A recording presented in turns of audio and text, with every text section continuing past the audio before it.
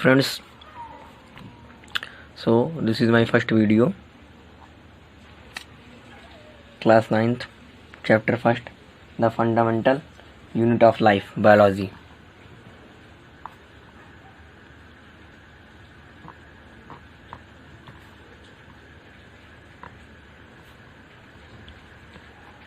So ये biology का first chapter है जो मैं आपको बता रहा हूँ। इसमें the fundamental unit of life, इसमें फंडामेंटल यूनिट यानी कि इकाई जो होती है सेल, आपकी बॉडी की जो एक बॉडी होती है वो सेल से मिलकर बनता है। सेल्स को कहते हैं it is a structure and functional unit of life.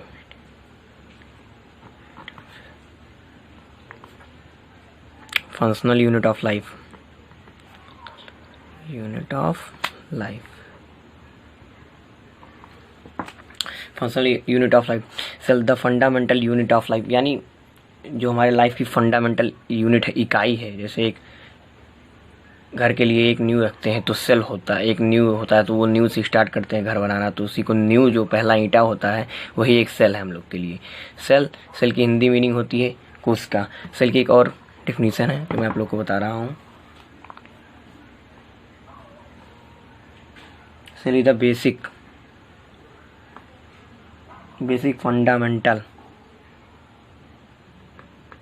Fundamental unit of life. So ये एक और डेफिनेशन है, आप जो भी डेफिनेशन इसमें पढ़ सकते हैं। और हाँ, मैं एक पॉइंटर बता रहा हूँ, स्टडी ऑफ सेल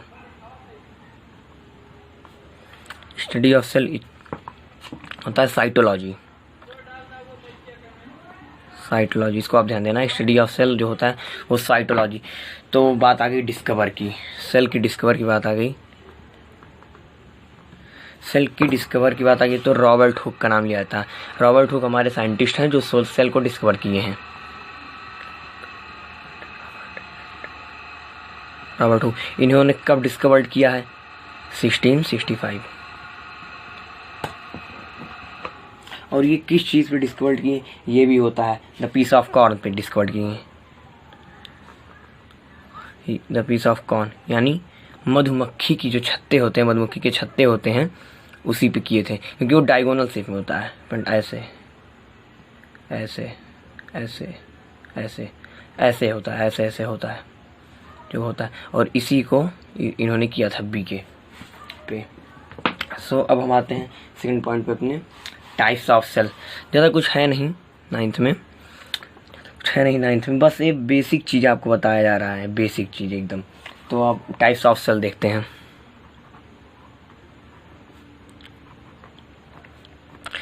टू प्रकार के सेल होते हैं। There are basically two types of cell, unicellular, multicellular. First है unicellular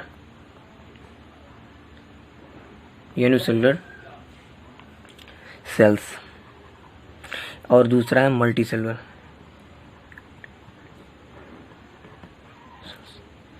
uni means single, cellular means cell, आपको पता ही होगा।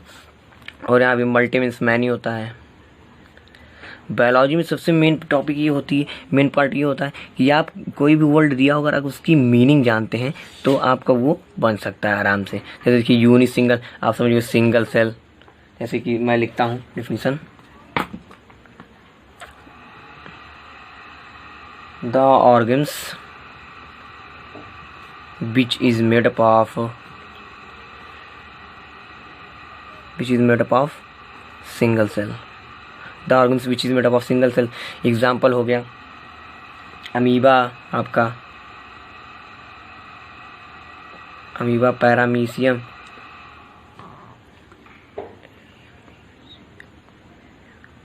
हो गया। और बहुत एग्जाम्पल आप बैक्टीरिया ले लीजिए, एक्सेट्रा। तो इससे पता चलता है ये यूनिसेलुलर सेल्स, दो the organ which is made up of singles, यानी हमारी बॉडी तो मल्टी सेलुलर, क्योंकि बहुत सारे सेल्स मिलके बने हैं। सेल्स, फिर टिश्यू, ऐसे ऑर्गन ऐसे डेवलप हुआ है। तो उसके बाद क्या कहते हैं, और जो यूनिसेलुलर होते हैं जैसे बैक्टीरिया, तो बैक्टीरिया का सिंगल सेल बनता है। पैरामीशियम, अमीबा हो गया, ये सब सिंगल सेल से बनते हैं। उसके बाद सेकंड हमारी टॉपिक है multi cellular organs, the organs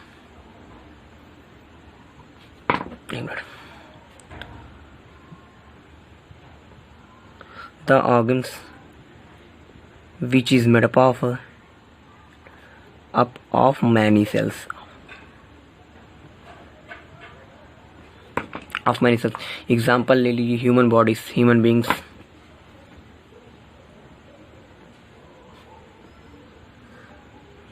और एग्जाम्पल प्लांट्स ले लीजिए, एनिमल तो ह्यूमन में आ जाता है।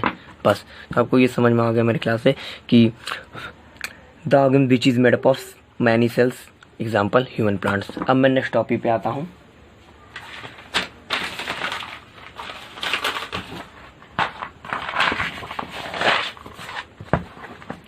Types of cell on the basis of nucleus. मेरा सेकंड टॉपिक ये है types of sales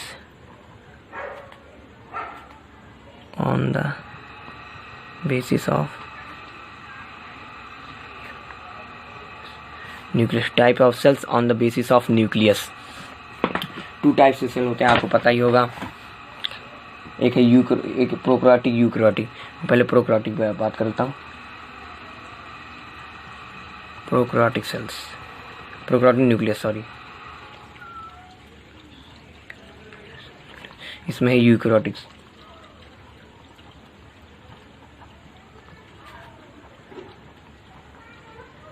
eukaryotic nucleus. अब बात कर लेते हैं प्रोकैरियोटिक न्यूक्लियस और यूकैरियोटिक न्यूक्लियस क्या होता है। तो मैं आपको इसमें डिफ्रेंशिएट कर लेता हूँ, आपको उसमें से डिफ्रेंशिएट के बारे में समझ आ सकता है।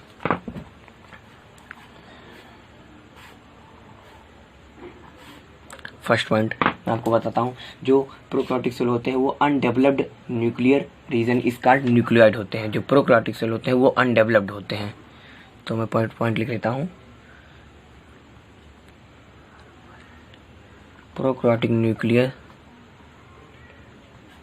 Reason is called nucleoid.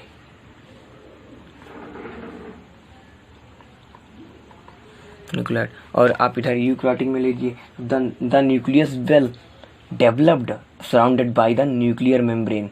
एक मैं डिफ्रेंशिएट बता रहा हूँ आपको, डिफ्रेंशिएट मैं आपको बता रहा हूँ, तो आप इसको ध्यान दीजिएगा। The nucleus well development surrounded, किसके सराउंडेड है? Surrounded by the nuclear membrane. पूरी टॉपिक क्लियर कर दूंगा एक एक करके आप सबका। सेकंड पॉइंट मेरा ये है, इट कॉन्टेन्स सिंगल क्रोमोसोम्स। जो प्रोकैरियोटिक सेल होते हैं उसमें सिंगल क्रोमोसोम्स होते हैं, ध्यान दीजिएगा। It contains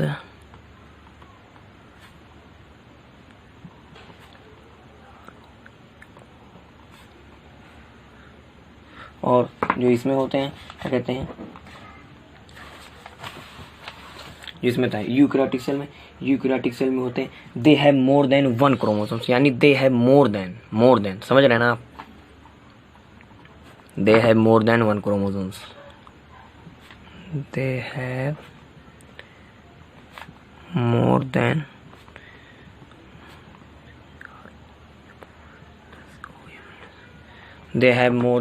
one chromosomes. अब थर्ड पॉइंट ये आता है मेरा, इसमें आप थर्ड पॉइंट ये ले लीजिए, the membrane bound cell organs are absent except ribosomes.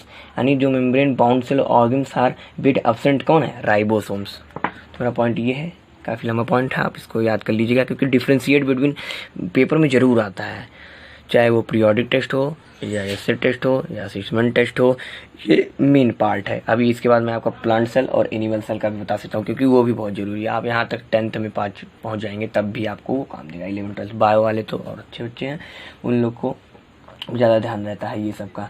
तो मैं लिखता हूँ, द मेम्ब्रेन बाउंड सेल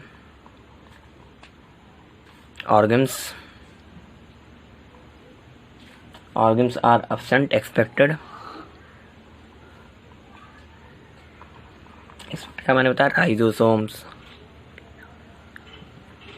और यूकैरियोटिक सेल में आप ले लीजिए all membrane bound cell organs are present, इसमें all membranes bound cell organs are present। all membrane bound cell organs are present। ध्यान दीजिएगा, cell organs are present। ये हो गया 3 पॉइंट जो आपको ध्यान देना है। काफ़ी हद तक अच्छी पॉइंट है, मैंने आपको बताई है, सबसे इजी पॉइंट है, मैंने निकाल के आपको बताई है। और लिख लीजिए, हाँ प्रोकैरियोटिक में होता है, ये भी एक मेन पॉइंट है। In the prokaryotic cell 70s in ribosomes are present. Prokaryotic cell 70s ribosomes are present, ये भी एक इम्पॉर्टेंट पॉइंट है। राइबोसोम्स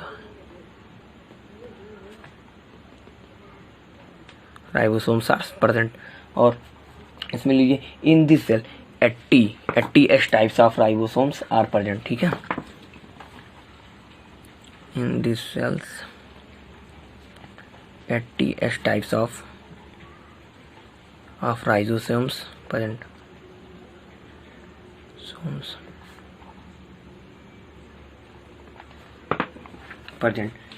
और ले लीजिए एग्जाम्पल, लीजिए 5 पॉइंट जो है एग्जाम्पल ले लीजिए उसको। इसमें एग्जाम्पल हो गया बैक्टीरिया, साइनोबैक्टीरिया एक्सेट्रा। प्रोकैरियोटिक में बैक्टीरिया, साइनोबैक्टीरिया, एक बैक्टीरिया का टाइप ही है साइनोबैक्टीरिया, तो भी एग्जाम्पल होगा, और एक्सेट्रा हो गया। और इसमें ले लीजिए, क्योंकि 3 ही आते हैं, ज़्यादा कभी 5 आ जाते हैं, तो आप 5 पॉइंट 1 पॉइंट और पढ़ ले सकते हैं इस एक्सरसाइज से, या आप इस क्या कहते हैं, इसको पढ़ने के बाद उसको बना सकते हैं आप 5 पॉइंट। आपको दिख रहा है ना केयरफुली, तो बना सकते हैं। आई थिंक आपको समझ में आ रहा होगा। उसके बाद 5वां पॉइंट आप ले लीजिए, इसमें plant and animal etcetera, easy है। यूकैरियोटिक सेल आपको पता ही है।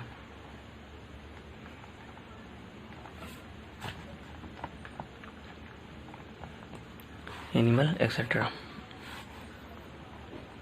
और मैं इसके बाद आपको कुछ फुल फॉर्म बता दूंगा, जो 3 ही फुल फॉर्म है इस पूरे चैप्टर में। I think 3 he full form है, और भी मिलेगा तो मैं आपको बताता रहूँगा फुल फॉर्म। सबसे पहला फुल फॉर्म मैं आपको बताता हूँ, ATP एडेनोट्राइट फॉस्फेट। इसकी स्पेलिंग वेरी केयरफुली आप लोगों ने देखना है। AD, इसलिए मैं बोल के ले रहा हूँ, ADSNIE, उसके बाद TRI, उसके बाद PHOSPHAT। इसकी स्पेलिंग बहुत गलत बच्चे कर देते हैं एडेनोट्राइट फॉस्फेट की। और मेरा सेकंड है, आप इसका जानते होंगे DNA, ये भी बहुत, DNA deoxy ribo nucleic acid, YRIBONUCLES nucleic acid. उसके बाद हो जाएगा RNA को होगा ribo nucleic acid.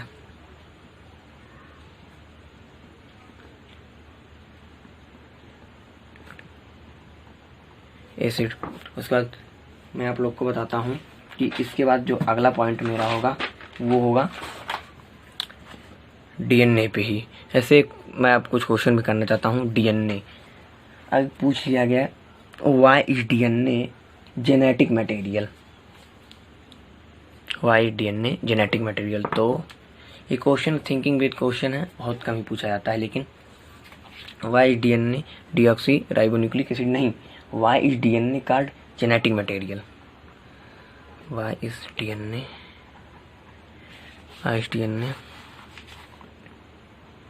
called genetic materials।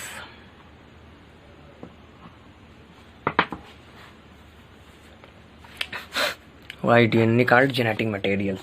तो इसका आंसर होगा it act as a genetic materials, it act as a genetic materials, they help in transfer, आप इसको और बना के तरीके से लिखते हैं, they helps in transfer of characters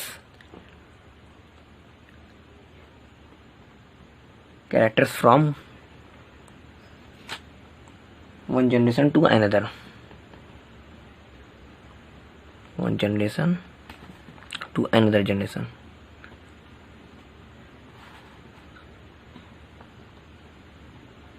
point लिख रहा हूँ आपको ताकि देखिए अगर कोई क्वेश्चन आ गया वाई डीएनए का जेनेटिक मटेरियल, तो आप ये लिख सकते हैं it acts as a genetic material. वो डीएनए को हम जेनेटिक मटेरियल क्यों कहते हैं?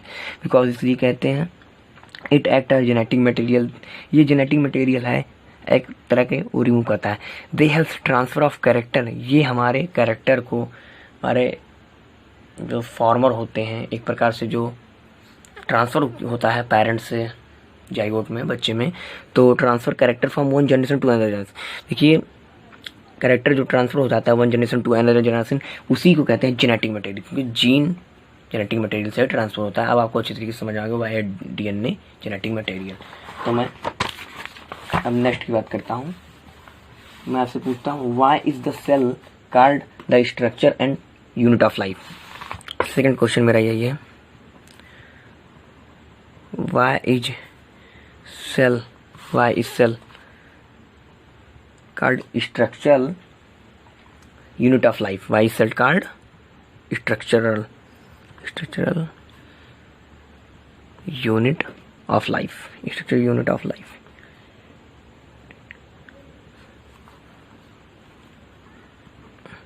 तो इसका आंसर आप आराम से दे सकते हैं, because every human being is made up of cells. इसका आंसर यही है, बिकॉज every human beings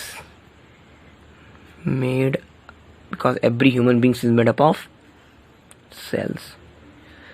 इसमें दिया गया why is cell called structural and unit of life? Cell को, कोशिका को यानी स्ट्रक्चर संरचना इकाई लाइफ की, जीवन की क्यों कहा गया?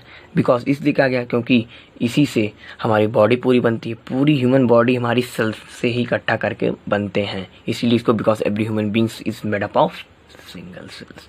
सिंगल सेल्स हो या चाहे सेल्स तब भी सही है, क्योंकि सिंगल सेल से ही प्री स्टार्ट होता है हमारा। मेरा थर्ड क्वेश्चन भी आपसे है, why is the cell called the functional unit of life? ये भी इसी से जुड़ा है। Why is the cell called functional unit of life?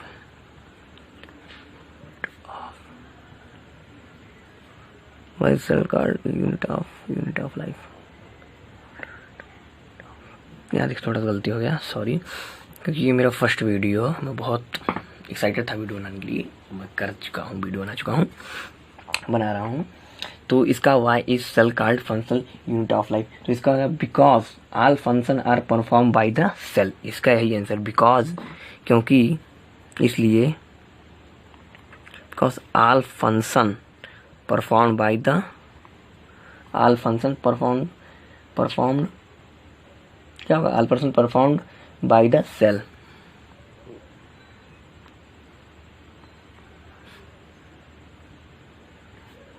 All function perform by the cell, मतलब इसका ये दिया कि why called function unit of life, because all function, जो हमारी सारी क्रिया होती हैं, फंक्शन यानी वर्क होता है हमारा, वो कौन करता है? सेल ही करता है। ये हो गया। तो मेरा अगला क्वेश्चन है, क्वेश्चन नहीं है, मैं ये आप लोग को डिफिनीशन बता रहा हूँ।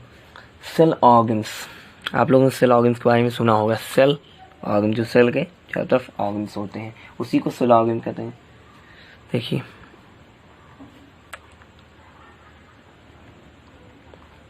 सेल ऑर्गन्स को कहा जाता है, इसकी डिफिनीशन है, cell organs are a smaller structure which is embedded into cytoplasm. मतलब सेल ऑर्गन्स जो होता है वो साइटोप्लाज्म में इम्बेडेड होता है, ठीक है। Cell organs are a smaller structure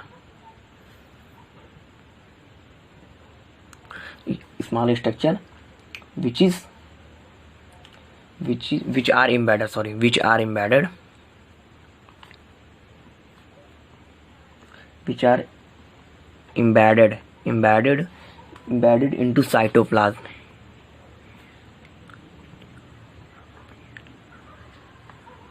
cytoplasm. और मैं आपको बताता हूँ हैप्लॉइड सेल क्या होता है और डिप्लॉइड सेल। हैप्लॉइड सेल, इसकी स्पेलिंग भी देख लीजिए, haploid cell.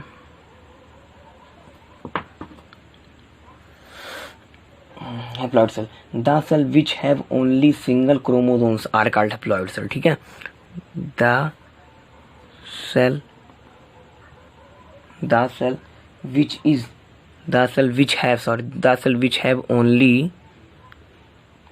single cell, the cell which have only single chromosomes are called, जिस सेल के पास सिंगल क्रोमोसोम्स होता है उसी को हैप्लॉइड सेल कहते हैं। The cell which have only single chromosomes,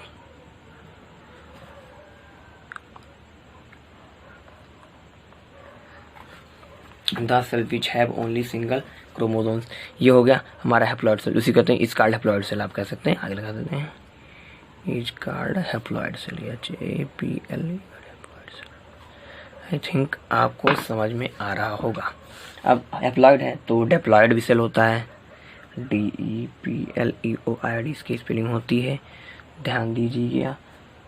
इसमें होता है द सेल विच है पेयर ऑफ क्रोमोसोम्स, उसमें सिंगल था, इसमें पेयर बना है, पेयर है जुड़वा, इसके कहते हैं the cell which have pair of chromosome, the cell which have pair of chromosomes,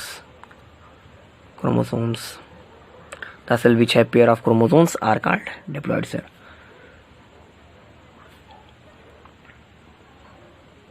diploid are called diploid cells. ये भी हो गया पॉइंट, ये एक मेन पॉइंट था जो मैंने आपको बताया। अब मैं इसके आगे भी आपको बताऊंगा प्लांट सेल और एनिमल सेल की डिफ्रेंशिएट बिटवीन, क्योंकि ये बहुत इंपॉर्टेंट है हमारे टॉपिक के लिए, क्योंकि प्लांट सेल और एनिमल सेल आप क्लास 8 में भी पढ़े होंगे, उतना हार्ड ना पढ़े होंगे तब भी पढ़े होंगे। मैं आपको बताता हूँ प्लांट सेल्स, और उसका फिगर भी मैं आपको बताऊंगा, plant cells and animal cells.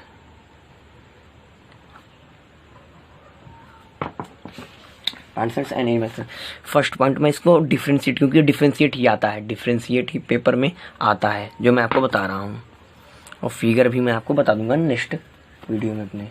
इसमें सबसे मेन पॉइंट है, सबसे आसान पॉइंट मैं आपको बता रहा हूँ, सेल वॉल इज एब्सेंट। जो प्लांट सेल होता है उसमें सेल वॉल एब्सेंट होता है, सेल वॉल यानी सेल के चारों तरफ जो वॉल होती है, सेल वॉल जिसे कहते हैं, वो एब्सेंट होता है। तो फर्स्ट पॉइंट लिख देते हैं, cell wall is absent in plant cell. और इसमें सेल वॉल इज प्रेजेंट, उसका अपोजिट समझ लीजिए, उसका उल्टा हो गया एनिमल सेल में। बिकॉज हाँ एनिमल, नहीं कि प्लांट सेल में आप बोल दे cell wall is present and animal cell में, ऐसा नहीं, यानी एनिमल सेल में जो होता है सेल वॉल प्रेजेंट होता है, cell wall is present in animal cell. First point ये हो गया। सेकेंड पॉइंट मैं आपको बताता हूँ, plastids are in plant cell. Plastids, मैं प्लास्टिड्स आपको बाद में बता दूंगा पीछे, प्लास्टिड्स जो प्लास्टिड्स होते हैं क्या होते हैं मैं आपको वीडियो में बता दूंगा, आप समझ जाइएगा। प्लास्टिड्स एक पॉइंट है, याद कर लीजिए बस आपको, plastid are in plant cells. तो आई थिंक आप अनुमान लगा ही लिए होंगे कि plastids are not present in animal cell. Good, plastid are plastid are not present in animal cell, not present in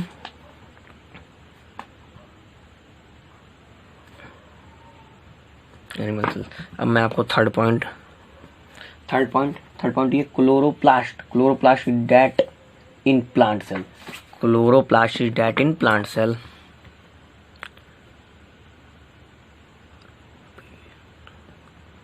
chloroplast is date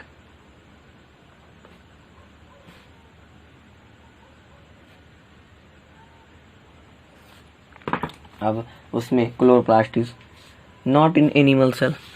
third point ये सबसे easy point मैं आपको दे रहा हूँ, आप इसको पेपर में आराम से लिख सकते हैं, पेपर में कॉपी में कहीं भी नोट्स बना लेंगे। और हाँ, इसको ध्यान देते रहिए, रेगुलर पढ़ते रहिए, क्योंकि ये लास्ट भी एग्जाम तक आता रहता है और आगे चल के भी आपको बहुत काम देगा इसका। तो मैं थर्ड पॉइंट ये बता रहा हूँ, chloroplast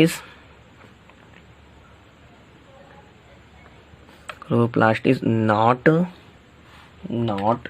not in animal cell. हाँ,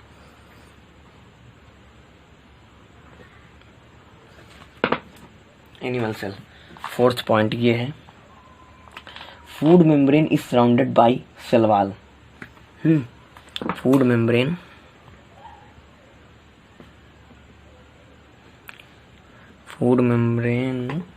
is surrounded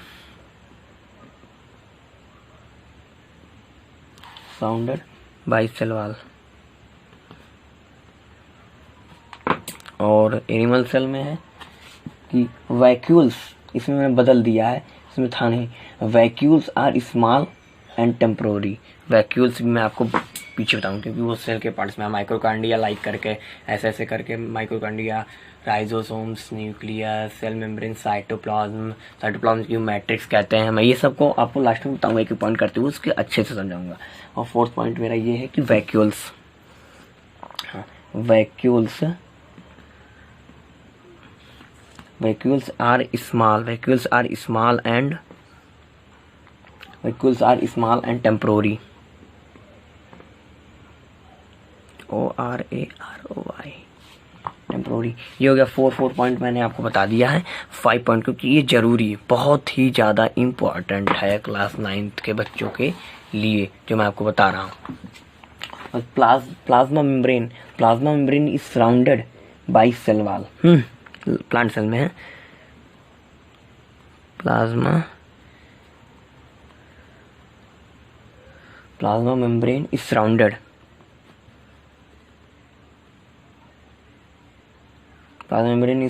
by cell wall.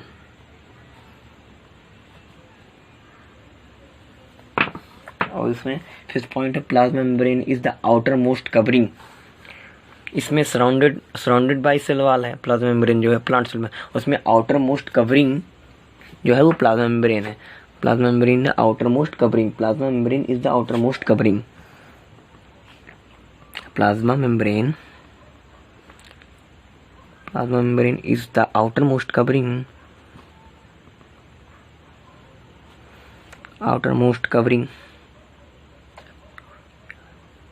Covering. Of the animal cell.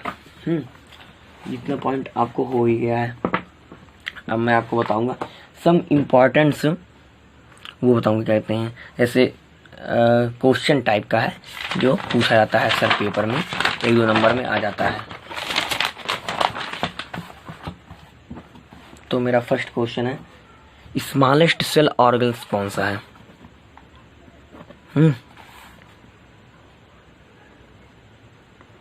Smallest cell organs, इसको ध्यान देना, मैं जो स्पेलिंग लिख रहा हूँ ये बहुत केयरफुल्ली। स्मॉलेस्ट सेल ऑर्गन्स, तो स्मॉलेस्ट सेल ऑर्गन्स है राइबोसोम्स। स्मॉलेस्ट सबसे छोटा सेल ऑर्गन जो है वो राइबोसोम्स है।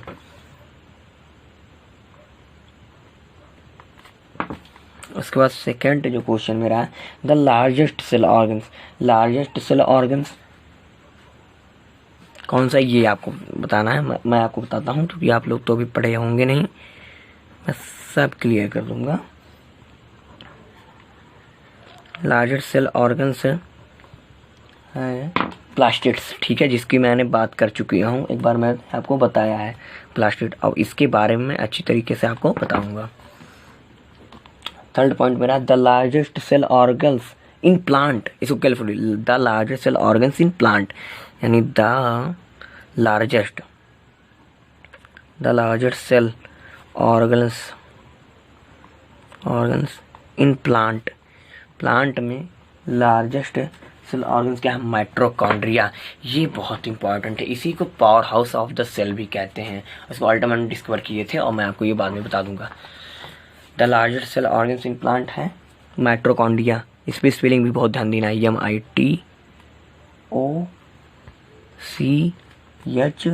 HONDRIA, माइटोकॉन्ड्रिया, इसको power house of the cell भी कहते हैं। और फोर्थ पॉइंट आपको बताता हूँ, द लार्जेस्ट सेल स्ट्रक्चर, सबसे लार्जेस्ट सेल स्ट्रक्चर कौन सा है? जैसे सेल में सबसे लार्जेस्ट स्ट्रक्चर कौन सा? तो न्यूक्लियस। न्यूक्लियस कहाँ पाया जाता है? न्यूक्लियस सेंटर में पाया जाता है। मैं ये इसको भी आपको अच्छे तरीके से क्लियर कर दूंगा। The largest cell structure, the largest cell structure क्या है? न्यूक्लियस।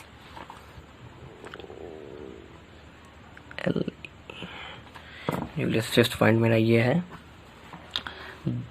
फिफ्थ पॉइंट में आपको बताता हूँ, the membrane of vacuole in plant cell. Vacuole जो मैंने आपको बताया था, उसका मेम्ब्रेन जो है वो प्लांट सेल में क्या होता है? The membrane of vacuole in plant cell. तो ये भी आपको अभी जानते नहीं होंगे, मैं आपको बाद में बता देता हूँ। The membrane in vacuoles, the membrane of